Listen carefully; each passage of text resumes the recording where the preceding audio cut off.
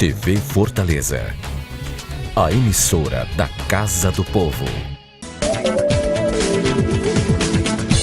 A audiência pública discute impacto do projeto de reestruturação do Poder Judiciário. Começou a operação Material Escolar do PROCON Municipal, lançado o Comitê Executivo pela Prevenção dos Homicídios na Adolescência. TRE atinge marca de 500 mil de eleitores com biometria em Fortaleza. Confira o quadro Direito Empresarial em Foco com o advogado Cleto Gomes e a nossa agenda de concursos jurídicos com inscrições abertas. Os principais destaques do Judiciário brasileiro, agora no programa Mundo Jurídico. Uma audiência pública na Câmara Municipal de Fortaleza discutiu o impacto na cidade do projeto de reestruturação do Poder Judiciário. Em Fortaleza, a reorganização do Judiciário prevê uma divisão de unidades do Juizado Especial Criminal. Com isso, quase 7.000 processos seriam distribuídos entre 2 juizados criminais no Fórum Clóvis Bevilacqua, que serão criados de acordo com a proposta. O tema foi debatido aqui na Câmara Municipal, seguindo o requerimento do vereador Benigno Júnior. A gente acha criminais dos bairros, né? Então a gente acha isso aí um retrocesso, o afastamento da justiça da população, principalmente aquela população mais carente dos bairros de Fortaleza, né? Aqueles bairros que estão mais distantes, porque na proposta do tribunal apenas 2 unidades funcionará no Fórum Clóvis Bevilacqua. Então você imagine uma pessoa sair da Barra do Ceará, sair da Messejana, do Conjunto Ceará, do Bom Jardim, do Bom Sucesso, para o Fórum Clóvis Bevilacqua, na Oscar Soares, atravessar a cidade para fazer uma denúncia de uma calúnia, de uma difamação, acho que não vai fazer. O plano de reestruturação do Judiciário, já aprovado pelo plenário do Tribunal de Justiça do Ceará, já tramita na Assembleia Legislativa e tem previsão de ser votado já na próxima quinta-feira. O plano prevê impactos em todo o estado, inclusive com fechamento de comarcas no interior. Na capital, das 24 unidades dos juizados especiais, 22 só atenderão demandas cíveis e 2 criminais. A comissão de promotores dos juizados repudia a medida. É preocupante porque o assunto ele foi criado justamente para não dar repercussão à extinção dos juizados criminais. Quando o projeto macro, que eu chamo assim, era a extinção das comarcas do interior, e o tribunal, que é o autor do projeto, tinha um motivo, que era a economia. Mas lá no artigo 50, bem pequenininho, dentro do projeto, estava lá a extinção dos juizados criminais. Ou seja, os juizados criminais, não houve discussão prévia, não houve justificativa nenhuma para a extinção desses juizados. E agora, com a movimentação da sociedade, é que está tendo essa divulgação. A administração do Ministério Público defende uma reestruturação mais equilibrada. Para atender à atual demanda, a sugestão é que exista, no mínimo, 4 unidades exclusivas para a área criminal. 2 juizados criminais sediados no fórum nos parece que causa sério prejuízo. Primeiro porque aumenta o risco da prescrição e retira o promotor de justiça do local onde atendia a população, tanto nas demandas criminais como nas demandas individuais cíveis, e isso acaba, de fato, deixando descoberta, né, toda uma área que hoje é atendida pelo Ministério Público. Começou a operação Material Escolar do PROCON Municipal. Com escolas serão inspecionadas pelo órgão a fim de evitar a cobrança de material de uso coletivo. Acompanhe. O Departamento Municipal de Proteção e Defesa dos Direitos do Consumidor iniciou a Operação Material Escolar 2018.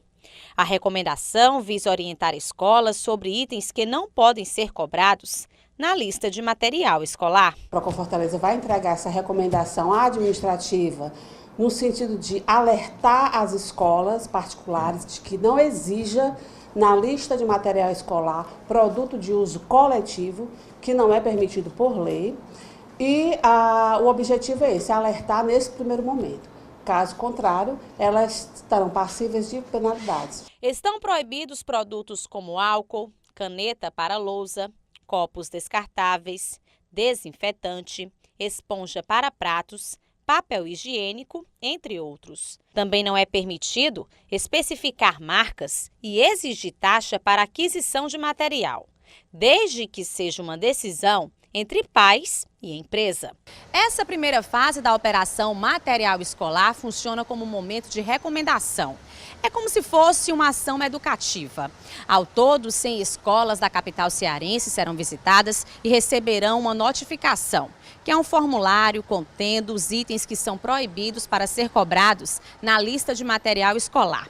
Do ano passado para cá, aumentou mais 10 itens, por conta de denúncias realizadas pelos pais. E falando em denúncia, você pode fazê-la através do site do PROCON Municipal.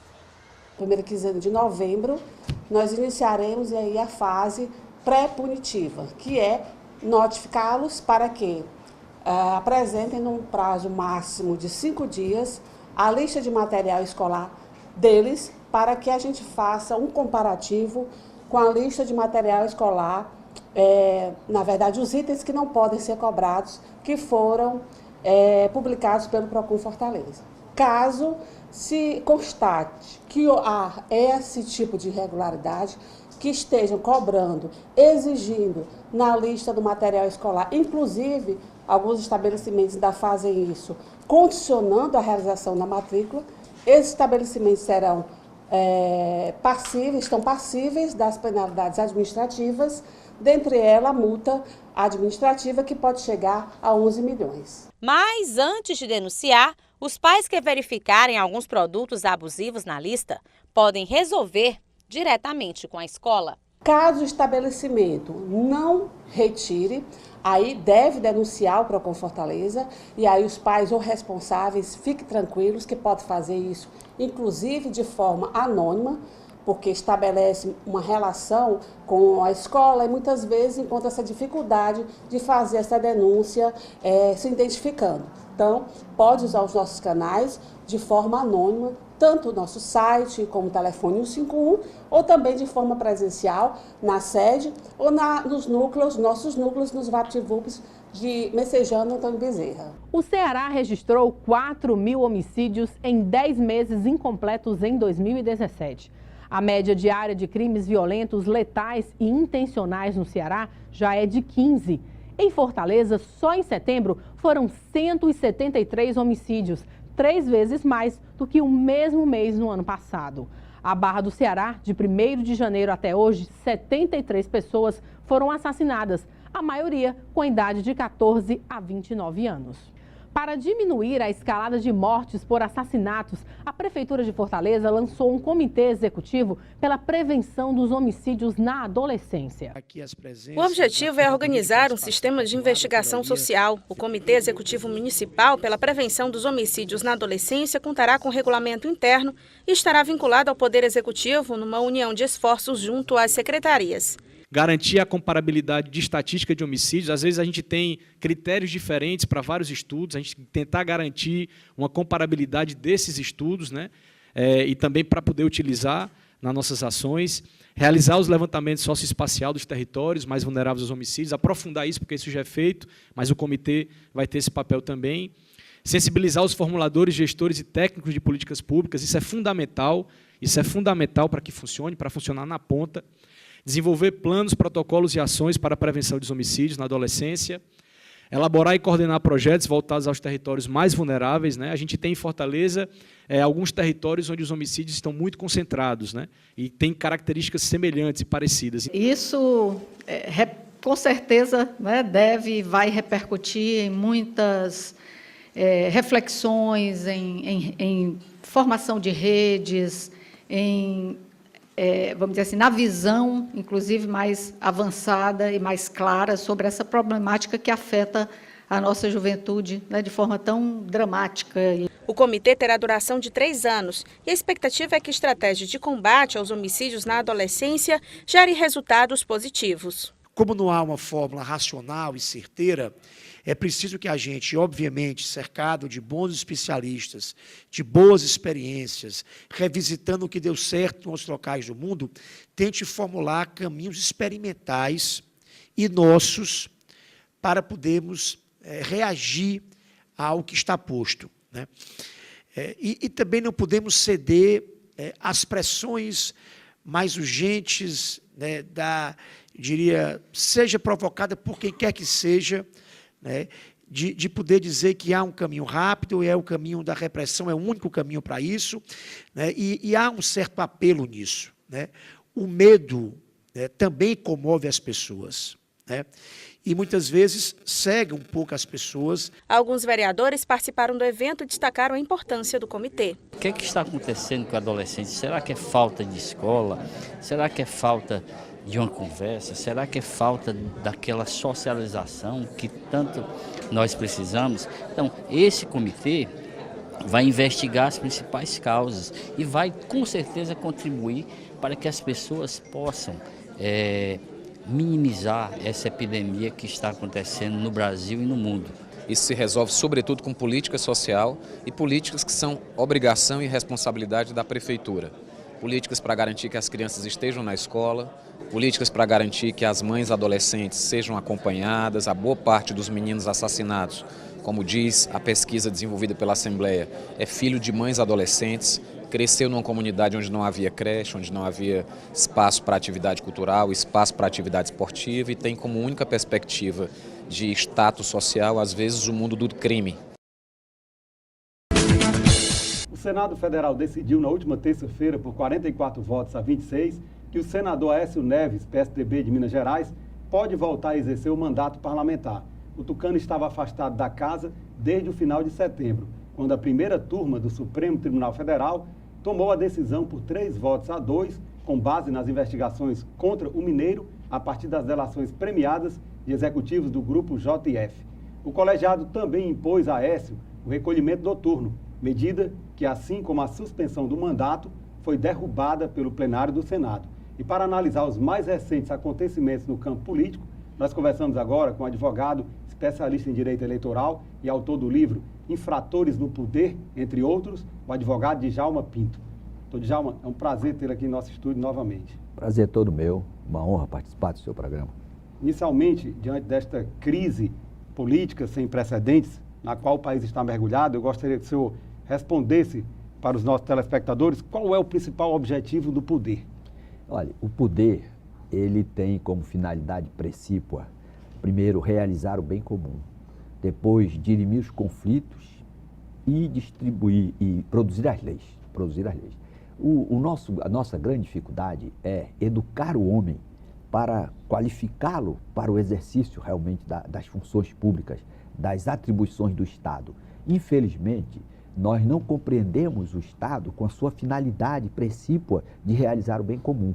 Então, o agente que vai atuar em seu nome, a preocupação dele é com seu interesse pessoal.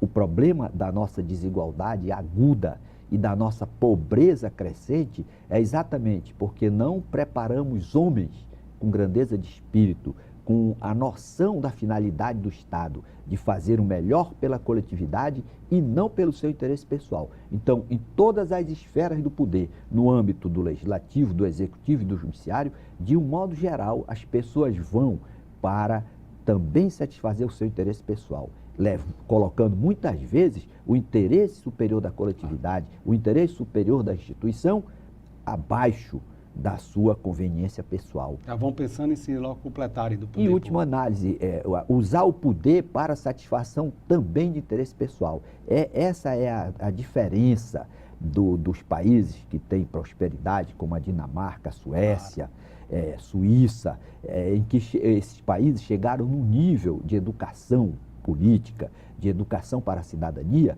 em que as pessoas compreenderam que o bem comum, que o Estado é para servir a coletividade, que o dinheiro que o Estado arrecada dos tributos, das contribuições dos cidadãos, esse dinheiro tem que ser usado para fazer o melhor pelo povo, pela comunidade política e não para satisfazer o interesse pessoal. Nas nomeações das pessoas, isso também é muito levado em consideração, a capacidade, a competência, a dedicação ao trabalho e não aquele fisiologismo de usar o cargo para agraciar parente, usar o cargo para satisfação de interesse imediato de correligionários, etc. Então, interesses nada republicanos. Nada republicano. O que nós temos que compreender essa cultura para a democracia, cultura para vivermos num Estado republicano, em que o princípio da impessoalidade prevalece, que as funções são exercidas ou as pessoas são designadas para aqueles cargos relevantes, não em função do parentesco ou da afinidade política, mas em função da sua competência, do seu compromisso com a coisa pública, da sua busca para a realização do melhor pela coletividade. Com certeza, além do princípio da impessoalidade, levar em consideração também o princípio da moralidade. Então, dentro dessa perspectiva, que, se nós formos aqui lembrar do artigo 37 da nossa Carta Magna, que traz os principais princípios que devem reger a administração pública, sejam eles a legalidade, a impessoalidade, a moralidade, a publicidade e a eficiência. Então, como o senhor avalia essa questão ética hoje no Brasil? Olha, por incrível que pareça, isso é até motivo de gozação dos juristas estrangeiros. O Brasil consagra o princípio da moralidade na sua Constituição. Logo, todo mundo vai exercer as suas funções sem dilapidar o patrimônio público, porque a Constituição impõe a moralidade. Ou seja, apenas formalmente. O problema é esse, é que a Constituição ela não tem esse poder miraculoso de impor realmente uma cultura que seja realmente satisfatória para o engrandecimento da nação. O Constituinte, ele deixou claro. Agora, o que é importante é que haja efetividade a esses princípios, que aqueles que atuem em detrimento da força normativa desses princípios sejam punidos, inclusive com a exclusão do poder. O problema é que a lei ela não tem esse poder miraculoso de fazer com que o cidadão espontaneamente a cumpra. Isso é consequência da educação de qualidade que a sociedade passa para cada integrante da comunidade política. A lei, por outro lado, ela tem um poder de restringir os direitos e restringir as liberdades daqueles que ousem descumpri-la, sobretudo na órbita penal. O nosso problema é que esses princípios, embora contidos na Constituição, com a sua força normativa, eles cedem diante da força dos infratores da lei.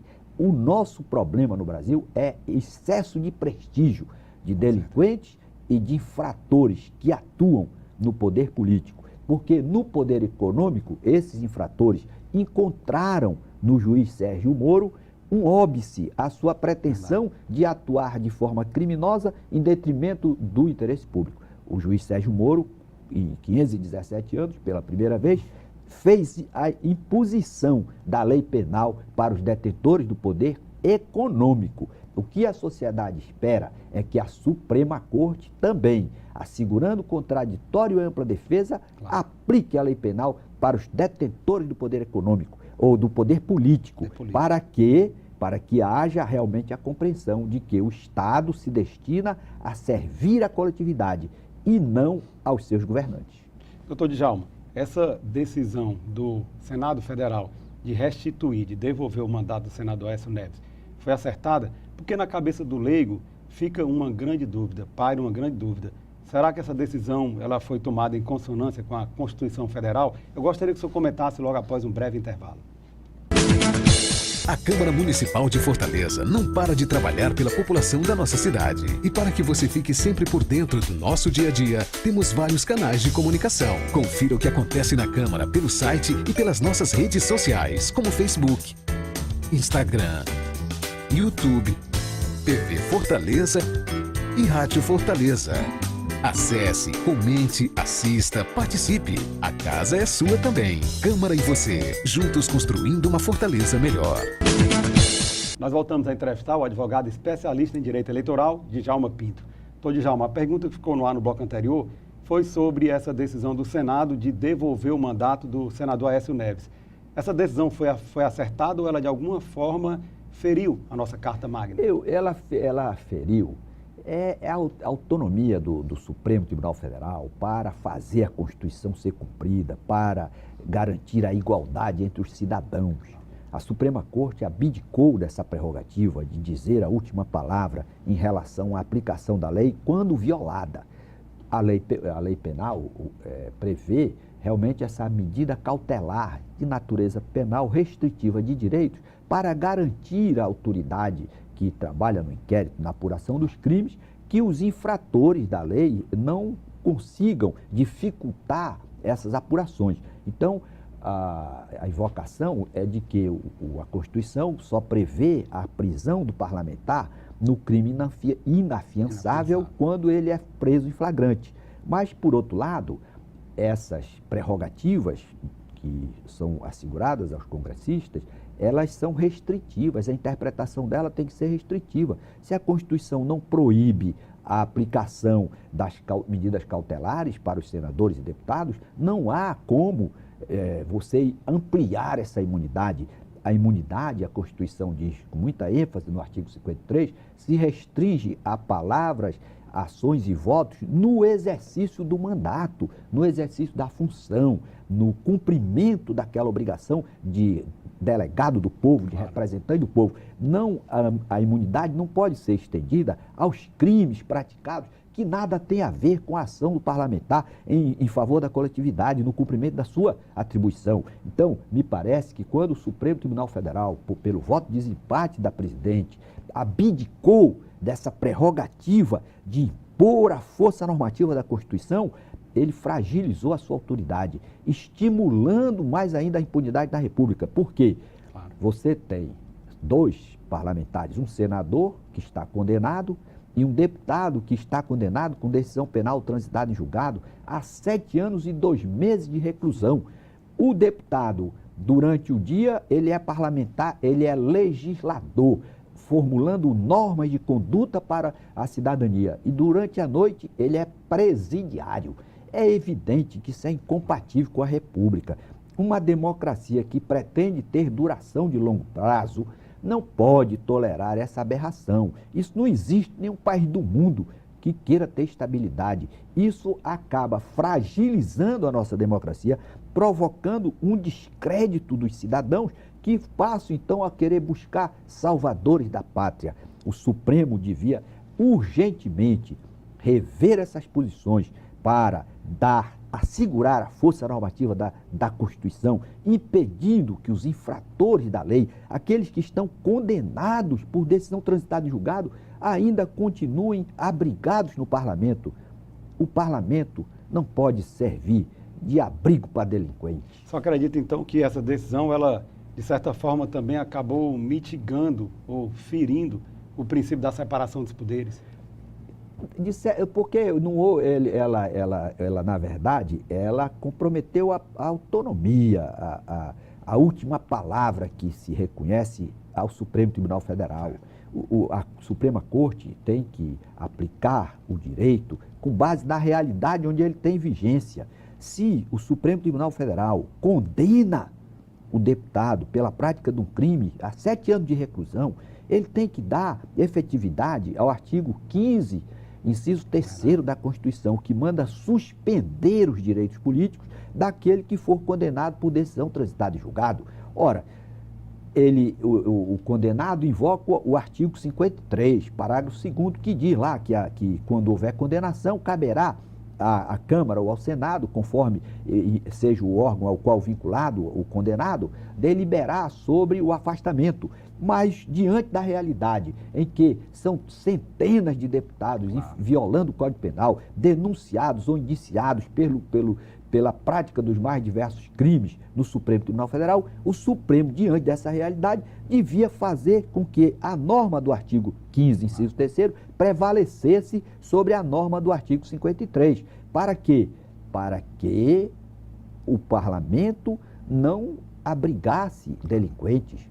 O cidadão tem o livre-arbítrio de fazer o que ele quiser, mas se ele comete um crime, inclusive estando julgado e condenado, ele jamais pode ser um representante do povo. Verdade. A função, ela exige dignidade, exige decência e ela serve de referência para os demais cidadãos. Se o deputado está condenado, está exercendo o mandato ali na Casa Legislativa, por que o Fernandinho Beiramar não pode também invocar essa prerrogativa para si, baseado no princípio da igualdade? Doutor Djalma, acabou de ser apresentado e está sendo discutido no âmbito do Supremo Tribunal Federal, ainda pelo ex-procurador-geral da República, uma segunda denúncia contra o presidente da República, Michel Temer.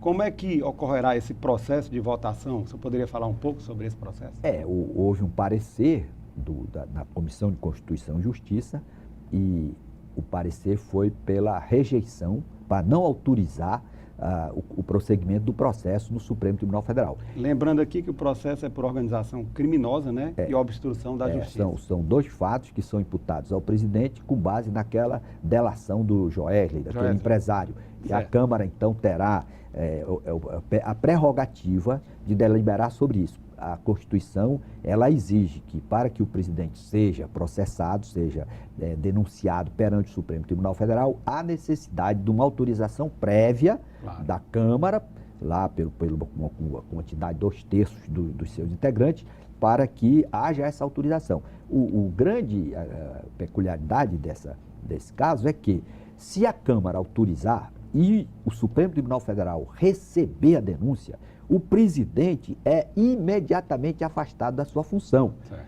Isso traz para a reflexão no constitucionalismo brasileiro essa demarcação do momento a partir do qual o cidadão devia ser considerado inelegível, com o recebimento da denúncia por órgão judicial colegiado. Se o presidente, que é a maior autoridade da República, eleito pelo povo, não pode continuar exercendo o seu cargo após o recebimento da denúncia pelo Supremo Tribunal Federal, como o seu julgador na esfera política, na Câmara ou no Senado, no caso de impeachment, esses julgadores podem permanecer no exercício da função, estando com mais de 15 denúncias recebidas no Supremo Tribunal Federal. Então, existe uma contradição no sistema que pode ser resolvida da seguinte maneira: considerando inelegível o cidadão que tem contra si denúncia recebida no órgão judicial colegiado. Por quê? Porque a Constituição demarca o recebimento da denúncia como momento incompatível para o exercício da função de presidente da República. Doutor Djalma, nós tivemos aí um amplo debate dentro das casas legislativas, tanto da Câmara quanto do Senado, acerca da reforma política. Na prática, em que redundou essa reforma política? Durante muito tempo, o Brasil discutiu esse tema reforma política. É evidente que com essa composição do legislativo brasileiro de indiciados, denunciados e condenados pela prática de crimes diversos, jamais vai sair uma reforma à altura da expectativa da sociedade. O que foi que houve? Primeiro, uma emenda constitucional, 97, criando o fundo eleitoral, para tirar dinheiro do cidadão para distribuir para os candidatos, para os partidos e candidatos. Segunda, proibição de coligação para a eleição de 2020. No âmbito infraconstitucional, algumas alterações, considerando, por exemplo, crime, no dia da eleição, você alterar o conteúdo da sua propaganda no site de candidato ou de pessoa simpatizante. Você não pode, no dia da eleição, mudar o texto, acrescentar alguma propaganda ou impulsionar. Também vedou o pagamento do impulso na rede social pelo cidadão. Só quem pode realmente pagar o impulso é o candidato ou o partido.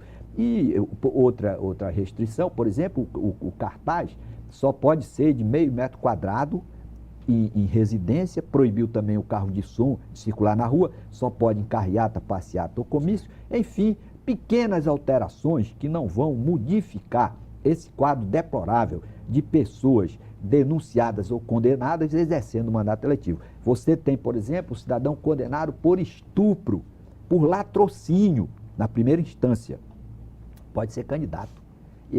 O Brasil tem que enfrentar isso. O parlamento, o mandato, o poder deve ser acessível a pessoas honestas, decentes, que tenham compromisso com a coisa pública. Bons propósitos. Bons propósitos. Enquanto nós não nos libertarmos dessa tolerância excessiva, abrigando infratores no poder, nós seremos uma nação pobre, desigual e sempre buscando reforma política, buscando novos horizontes legislativos para minimizar essa situação. Um outro ponto polêmico diz respeito à candidatura avulsa. Você acredita que será possível a candidatura avulsa? Muito boa essa pergunta. A Constituição, ela coloca como condições de elegibilidade a filiação partidária. Certo. Ela é uma exigência. E essa última lei eleitoral, que vai regular as eleições de 2018, ela também exigiu como pré-requisito a filiação partidária e a candidatura indicada pelo partido. Mesmo que o cidadão seja filiado, Ele não pode apresentar sua candidatura avulsa. Há um processo no Supremo, com repercussão geral, examinando isso, com base lá na Convenção Interamericana dos Direitos Humanos, que assegura realmente a participação do cidadão no processo eleitoral. O fato é que a Constituição consagra o pluralismo político. O pluralismo político pressupõe a liberdade do cidadão ter acesso ao poder. Todo poder emana do povo, que o exerce diretamente ou por meio do seu representante. Então, se o povo é o soberano, o cidadão, numa interpretação compatível com a nossa realidade, em que os grupos políticos são munidos, eles são motivados pelo fisiologismo excessivo, vai chegar um momento que seria para uma sacudida no parlamento brasileiro, ou na agenda política, seria interessante que o Supremo começasse a examinar com bons olhos essa perspectiva do cidadão que quer ser candidato, que jamais vai ter o apoio da respectiva legenda. Por quê? Porque ele não está conciliado, ele não está naquele grupo de malfeitores que estão denunciados. Claro, um denunciado que está cheio de processos, ele vai querer colocar para conduzir o destino da nação, ou para ser um representante no seu partido, para dar o dinheiro do fundo partidário para essa pessoa se eleger. É evidente que ele vai escolher pessoas que são afinadas com a sua trajetória de criminalidade. E o Brasil, então, para se libertar dessas pessoas, já deve começar a encontrar dentro da Constituição um fundamento para assegurar a participação da candidatura avulsa. Eu já estou ficando convencido de que é uma necessidade para a própria longevidade da nossa democracia, porque a democracia com infratores que são, quanto mais crime o cara pratica, mais perspectiva ele tem de chegar ao poder, com esse perfil de gente, a nossa democracia está ameaçada e seriamente. Com certeza. Doutor Djalma, infelizmente nós estamos chegando ao final da nossa entrevista. O programa Mundo Jurídico agradece aqui a sua participação e todas as informações aqui prestadas e abre agora espaço para as suas considerações finais. Olha, foi uma satisfação muito grande e a sociedade precisa realmente se convencer de que a política é imprescindível e é necessária. Não há que se falar em criminalização da política. O que realmente existe é uma quantidade expressiva de pessoas que cometem crimes no exercício do poder. E essas pessoas maculam, comprometem realmente a imagem da política. O que nós precisamos é nos libertar dessas pessoas que fizeram opção pela criminalidade, que devem cumprir a respectiva pena, bastando para isso que o Supremo Tribunal Federal dê prioridade nesses julgamentos. Quando o cidadão assalta a casa de alguém, imediatamente você vai sair de casa para uma passeata, para protestar por melhores salários. Aí, na hora que você dobra a esquina, alguém avisa que existe um assaltante dentro da sua casa. Na mesma hora você volta para proteger o seu patrimônio. É isso que nós precisamos cobrar do Supremo. A casa é a república, o dinheiro é do cidadão. Então, quando você deixa de julgar o cidadão que está envolvido na prática de crimes contra o patrimônio público, é como se você estivesse permitindo que o assaltante ficasse dentro da sua casa e você, ao invés de proteger a sua propriedade, fosse fazer o seu protesto. Aí, para você concluir, você tem que, entre as prioridades dos julgamentos, houve o julgamento para a liberação da marcha da maconha. Qual é mais importante para a sociedade brasileira nesse momento? O julgamento da liberação da marcha da maconha ou o julgamento daqueles deputados e senadores que estão denunciados pela prática dos mais diversos crimes? Obrigado. Ivelise Maia. Os 20 anos da Defensoria Pública do Ceará foram celebrados na Câmara Municipal de Fortaleza. Vereadores e autoridades do Poder Judiciário participaram da solenidade em comemoração aos 20 anos da Defensoria Pública do Estado do Ceará. A autoria foi da vereadora Larissa Gaspar, do PPL. Compreendendo a importância do trabalho que a Defensoria Pública realiza na garantia do efetivo acesso à justiça das populações mais vulneráveis. Quando a gente fala de acesso à justiça, não é simplesmente ingressar no Poder Judiciário, mas é ter consciência de que os seus direitos estarão sendo assegurados e o trabalho da Defensoria realmente faz esse acompanhamento bem de perto. O representante da DJCE comentou a homenagem. É um momento de felicidade, né? A comemoração dos 20 anos da Defensoria Pública, mas também é um momento de reflexão, né? Que a gente pode olhar para o passado, ver todas as lutas, ver as conquistas, né? As dificuldades. Graças a Deus as conquistas foram em número muito maior. A Defensoria Pública possui mais de 600 mil atuações por ano, que vão de realizações de audiências, atos, atendimento, visitas às escolas, petições e inspeções. Somos hoje 315 defensores públicos no estado, tá certo? Estamos, infelizmente, ainda em somente 30% do estado do Ceará, mas as grandes regiões contam com o trabalho do defensor público.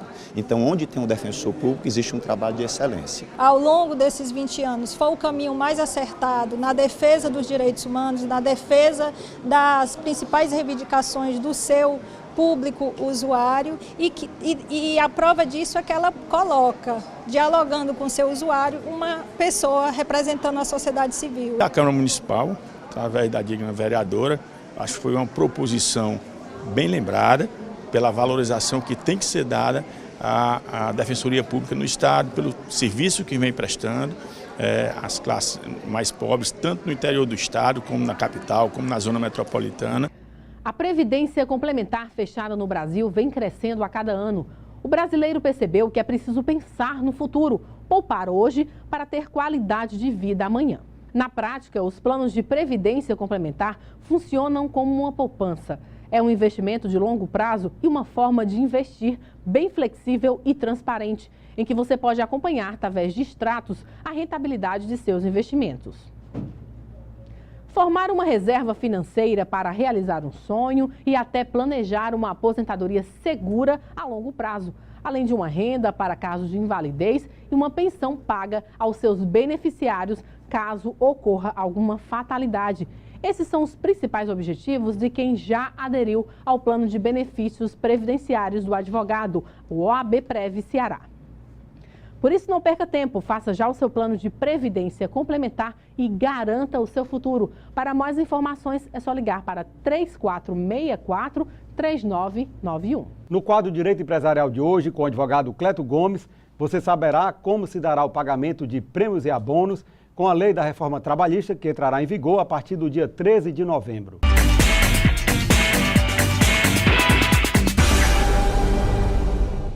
Prezado telespectador, prezado Evelde, a reforma trabalhista, apesar de ter sofrido algumas críticas, ela inovou bastante, fazendo com que, em relação a esses pontos, houvesse uma desoneração de encargo.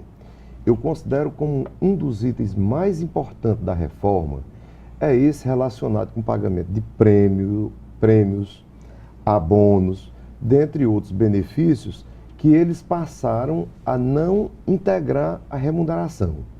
Então, o empregador, ele pode instituir um sistema de prêmio para que, no caso, seja obtido pelo empregado e ele atingindo aquelas metas que são estabelecidas no prêmio que foi introduzido, ele pode receber esse prêmio mensalmente, sem que haja o recolhimento de encargos trabalhistas, sem que haja o pagamento de contribuições previdenciárias ou impostos. Enfim, ele visa realmente fazer com que o dinheiro chegue no bolso do trabalhador, como se diz, de uma forma menos onerosa para a empresa.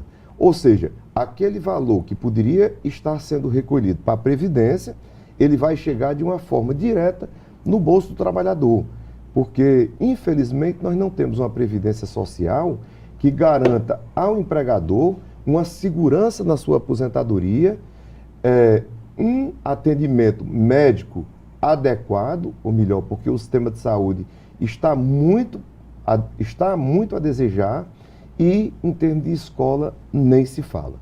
Então, esses pagamentos poderão ser feitos sem o pagamento desses encargos. Essa previsão está contida no artigo 457, parágrafo 2º da reforma trabalhista, que entra em vigor no dia 13 de novembro do ano vigente. Então é muito importante que as empresas estejam preparadas com esse programa de prêmio, com essa sistemática de abonos, para que você já esteja discutindo com o jurídico da sua empresa, com o RH da sua empresa, para que a partir do dia 13 você já esteja totalmente preparado e sabendo como você pode aplicar esses benefícios. Eu acho que a desoneração da folha sempre foi e será de suma importância para que a empresa possa pagar uma remuneração maior com uns encargos menores. Então fica essa dica para que você empresário, você trabalhador, vocês sindicatos, os colegas advogados que atuam nessa área possam estar antenados em relação à matéria e possam aplicar com segurança esses benefícios a partir do dia 13.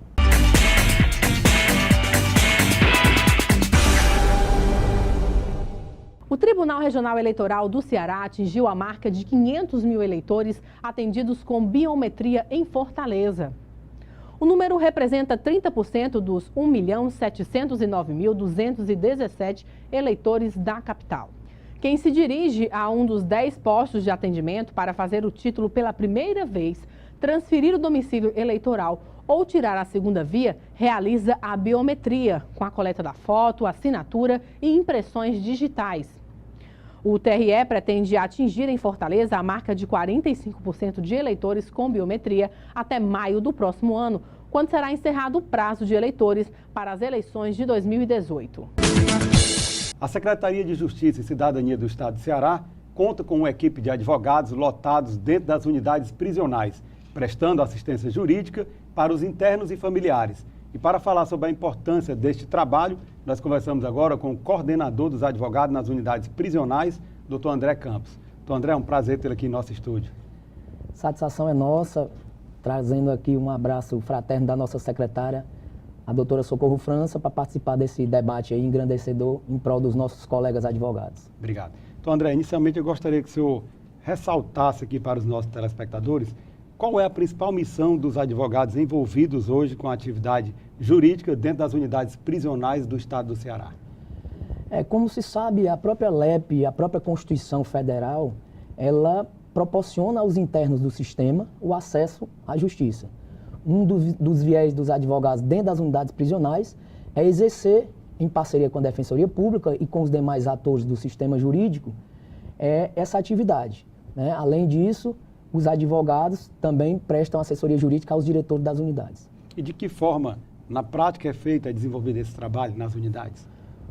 É um desafio, né? A começar pela questão de logística e de distância. As principais unidades onde eles estão lotados estão na região metropolitana, então eles se deslocam às unidades, cumprem suas cargas horárias nas unidades e lá exercem tanto a atividade jurídica, sendo feito o atendimento aos internos, os encaminhamentos dos processos, como também dão suporte à administração prisional, no que tange aos pareceres de alvarás, no que tange à logística burocrática da unidade. O senhor falou que a Secretaria de Justiça e Cidadania tem advogados lotados na região metropolitana e onde mais? Em quais outros municípios? Hoje nós temos advogados lotados nas grandes unidades, né? Então nós temos na Caucaia, Itaitinga, Pacatuba e região norte com Sobral e região sul com Cariri, lá em Juazeiro do Norte. Em Juazeiro do Norte.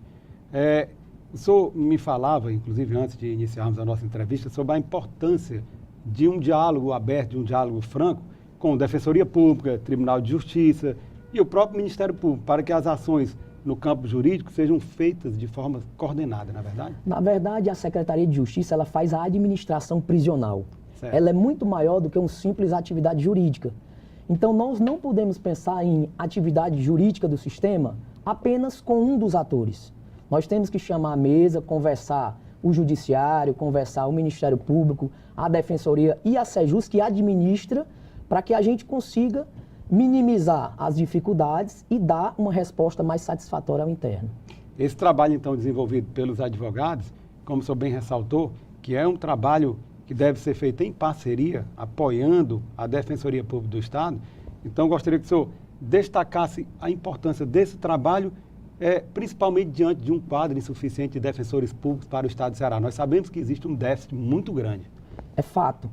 A Defensoria Pública é o nosso parceiro, E enquanto parceiro, a gente precisa andar de mãos dadas. Não adianta aqui a gente chegar e dizer onde é que está o problema. Nós temos que minimizar o problema. O déficit de defensores é fato, mas a Secretaria de Justiça e a Defensoria, de mãos dadas, juntamente com os outros atores, tentam minimizar essas vacâncias, principalmente, viu, Hervélt? E aí é um caso que a gente está tentando enfrentar agora de uma forma uma diretriz muito importante da secretária, é a questão de internos de comarcas de interior que estão dentro das unidades das regiões metropolitanas. Então, esse diálogo com a Defensoria, diálogo com o Ministério Público, diálogo com os juízes locais, para que a gente consiga efetivamente dar uma resposta jurídica ao interno. Claro. Doutor André, de que forma a Ordem dos Advogados do Brasil, a Seccional Ceará, tem apoiado esse trabalho desenvolvido pelos advogados dentro das unidades prisionais? Eu gostaria que o senhor respondesse logo após um breve intervalo. A Câmara Municipal de Fortaleza não para de trabalhar pela população da nossa cidade. E para que você fique sempre por dentro do nosso dia a dia, temos vários canais de comunicação. Confira o que acontece na Câmara pelo site e pelas nossas redes sociais, como Facebook, Instagram, YouTube, TV Fortaleza e Rádio Fortaleza. Acesse, comente, assista, participe. A casa é sua também. Câmara e você, juntos construindo uma Fortaleza melhor. Nós voltamos a entrevistar o advogado André Campos, coordenador do trabalho desenvolvido pelos advogados que atuam dentro das unidades prisionais do estado do Ceará. Doutor André, a pergunta que ficou no ar no bloco anterior foi de que forma a Ordem dos Advogados do Brasil, a OAB Ceará, tem apoiado esse trabalho desenvolvido pelos advogados dentro das unidades prisionais? A OAB tem um papel muito importante dentro do sistema.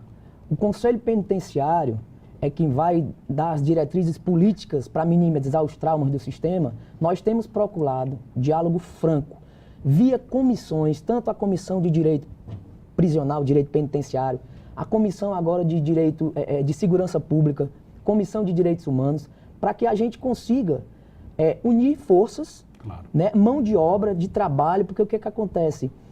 Existe um déficit de atendimento, existem internos com deficiência de prestação jurisdicional, existe. Mas o que é que eu preciso fazer?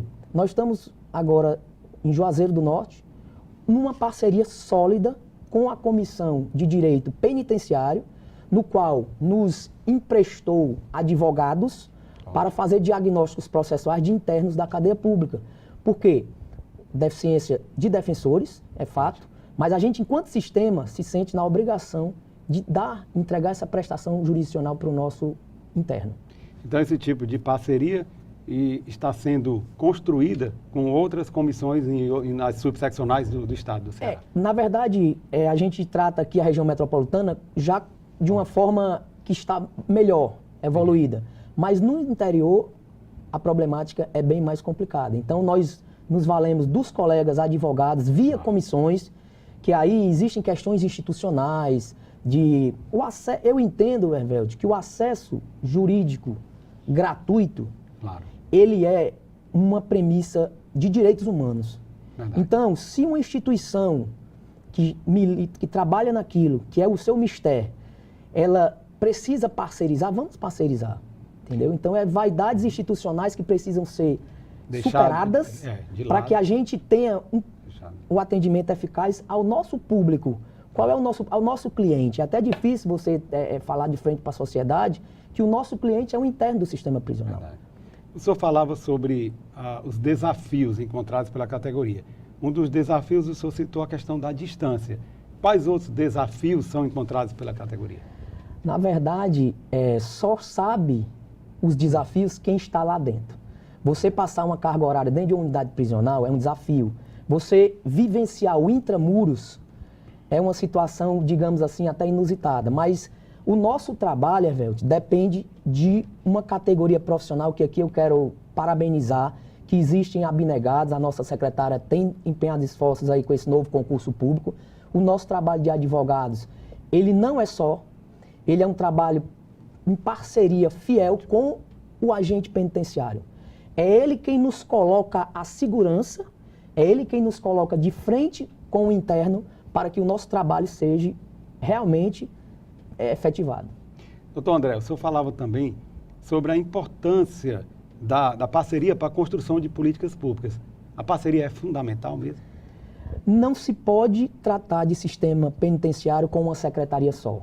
A Secretaria de Justiça, ela precisa as parcerias. Dentro da atividade jurídica, nós temos a parceria com a Defensoria, mas também podemos ter a parceria com outros órgãos. A OAB, que a gente precisa, aqui faça aqui uma correção fraterna, as comissões da OAB, quando adentram uma instituição prisional, existem realmente muitos defeitos, ponto.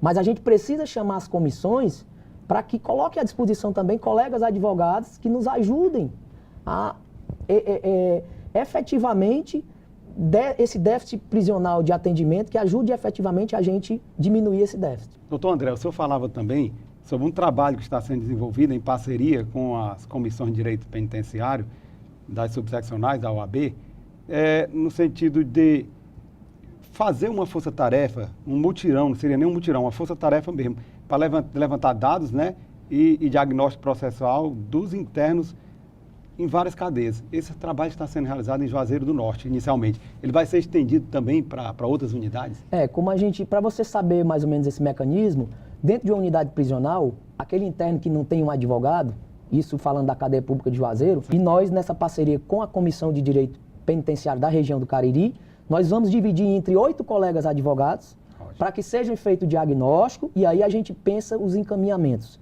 Aí chama-se os atores do sistema, juiz, promotor, para que a gente possa desafogar e efetivamente aquelas medidas serem eficazes, né? Nós estamos também partindo para Quixadá na próxima semana, para que a gente possa, nesse modelo, chamando os parceiros, diminuir, principalmente nas unidades prisionais do interior, essa demanda reprimida de atendimento e de eficácia de medida judicial. Eu gostaria que o senhor falasse um pouco mais também sobre esse trabalho de apoio que é feito pelos advogados à direção das unidades prisionais. Na verdade, uma unidade prisional é uma célula muito complexa. Primeiro porque nós estamos ali cuidando de pessoas que estão privadas de liberdade. Verdade. Então, dentro do dia a dia de um agente penitenciário, ele precisa de um suporte jurídico para que, ao receber um alvará, o advogado da unidade faça a pesquisa processual para saber se aquele interno tem realmente condições de sair por aquele alvará. É um dos pontos. São emitidos pareceres de situações que acontecem dentro das unidades. Hoje, os advogados das unidades prisionais estão participando, e aí é um ponto que a gente tem fortalecido, que é o procedimento administrativo disciplinar. Você sabe que a disciplina dentro de uma unidade também é um termômetro. Verdade. Entendeu? Então, quando o interno ele comete alguma transgressão, aquilo ali tem que ser apurado dentro da maior legalidade, e o nosso advogado participa do procedimento administrativo disciplinar, no qual culmina em uma sanção ou não levada às varas de execuções. Além disso, o próprio controle de documentos, o controle de todo o arcabouço jurídico administrativo é feito sob a organização, assim, sobre o diálogo com o advogado. Excelente. Então, André, o tempo realmente voou. Estamos chegando ao final da nossa entrevista. O programa Mundo Jurídico agradece a sua presença e faz votos de que os advogados lotados nas unidades prisionais alcancem todos os objetivos perquiridos através desse trabalho e abre agora espaço para as suas considerações finais. Agradecer, realmente é um tema palpitante. A gente sabe que é um sacerdócio, um advogado de unidade prisional. A gente sabe que está ali dentro, naquela situação de instabilidade muitas vezes, não é fácil, mas o advogado, ele exercendo a sua atividade, é um guerreiro. A gente tenta dia a dia minimizar os traumas dos internos. É complicado porque muitas vezes somos vistos pela sociedade como uma persona não grata, porque eu costumo dizer, nós não entramos nos méritos, apenas um interno que tiver um processo judicial que não está eficaz, a gente intervém. Então, eu gostaria de, mais uma vez, agradecer e convidar os atores do sistema prisional para que a gente consolide ideias novas e que essa parceria seja sempre mais fortalecida, principalmente através da OAB, que é a entidade máxima que nos representa. Obrigado. Ivelise Maia. A Secretaria da Justiça e Cidadania do Ceará certificou egressos que participaram de concursos de qualificação profissional. São 41 alunos que concluíram cursos de agente de limpeza, salgadeiro e operador de computador, promovidos a partir de uma parceria entre a Sejus e o Serviço Nacional de Aprendizagem Comercial do Ceará, o SENAC Ceará. O combate à exploração sexual de crianças e adolescentes foi tema de uma reunião convocada pela vereadora de Fortaleza, Eliana Gomes, do PCdoB. Acompanhe. O encontro aconteceu na paróquia São Pedro, na Barra do Ceará. O bairro possui mais de 20 pontos de exploração sexual, segundo a vereadora Eliana Gomes, do PCdoB, também relatora da Comissão Parlamentar de Inquérito sobre o assunto. Ao reunir o poder público e a comunidade, a vereadora espera exterminar a problemática com ações efetivas. A gente propôs ser feita uma rede de proteção a essas crianças, com medidas concretas. Na área da educação, o que é que pode ser feito? Na área da saúde, o que é que pode ser feito? O que é que a comunidade pode contribuir também? As escolas, os postos de saúde. Então aqui não é mais uma reunião, é uma reunião de trabalho mesmo. No bairro, diversas organizações e associações realizam um trabalho de combate à violência e em defesa dos direitos das crianças e adolescentes. É o caso da Associação Renascer da Esperança. Através do acompanhamento com as crianças e adolescentes, a gente pode evitar esses casos de violência, né? Porque a violência ela acontece de diversas maneiras, né? Então, antes de chegar a uma violência grave como o estupro, que hoje a gente sabe que a definição de estupro não é mais só o ato, né, mas tem outros casos de estupro também que acontecem antes de acontecer um ato de violência. A gente pode evitar esses casos através das atividades com as crianças. Justiça, parlamento, polícia, igreja, sociedade civil. No encontro, todos estiveram juntos no enfrentamento à exploração sexual, discutindo estratégias preventivas e efetivas na Barra do Ceará. De 2010 para cá, nós já realizamos grandes caminhadas aqui com as escolas, chamando a atenção da comunidade para esse tema. Também nos momentos mais críticos, como o Carnaval, que acontece, né, uma exposição maior de crianças e adolescentes, nós realizamos campanhas educativas e principalmente no 18 de maio, que é o Dia Nacional do Enfrentamento à Violência Sexual, que é uma grande campanha realizada no município e nós focamos aqui nessa rede da Barra do Ceará, em parceria com o CUCA, fazemos uma grande ação socioeducativa. Se você tiver próximo de você uma criança sendo violentada, você deve, por lei, por força de lei, denunciar ou ao Conselho Tutelar ou ao Disque Direitos Humanos, que é o Disque 100, uma ligação gratuita. Isso por quê? Porque o próprio Estatuto prevê que todos nós somos responsáveis de prevenir, de combater e de sustar a violência contra a criança e adolescente. E vamos agora às dicas dos principais concursos jurídicos com inscrições abertas em todo o Brasil na nossa agenda. Prefeitura Municipal de Valinhos, em São Paulo, inscrições até 31 de outubro. Tribunal de Contas do Espírito Santo, inscrições até 21 de dezembro. E a gente fica por aqui. Acesse a página do programa no Facebook, Instagram e assista todos os programas no nosso canal no YouTube. Obrigada pela companhia e até a semana que vem.